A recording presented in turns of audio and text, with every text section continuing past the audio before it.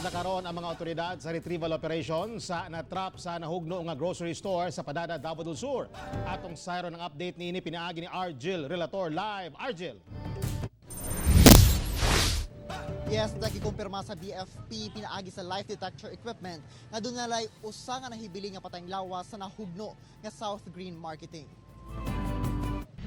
Gisugdan na ang vertical drilling o pagbungkag sa nahibiling third floor sa nahugnong South Green Marketing.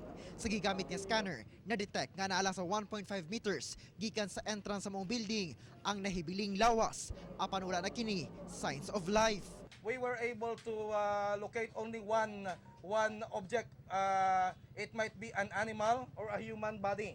Suma total, tulo na kapatayng lawas ang na-retrieve nga pulos mga customer nga sila si Evangeline Archaga, 67 years old, Elsa Ababon, 53 years old, ug ang cashier sa maong tindahan nga si Emily Beloy, 31 years old. We are going to utilize the driller so that we can have the hole or passage. We can visibly see this might be body na nakita po ng ating machine.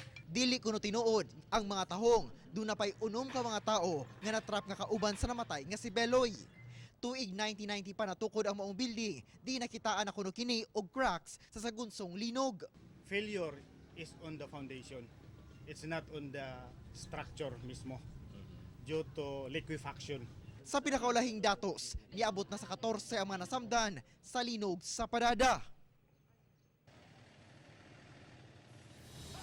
Tek sa karon 30 ka mga personahe sa Urban Search and Rescue Team ingon man Special Rescue Unit sa BARMM ang nagatabang-tabang aron sa retrieval operation, 10 personnel per shift.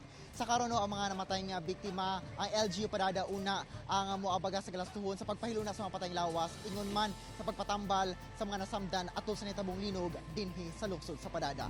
Tek. Okay, daghang salamat Argel Relator.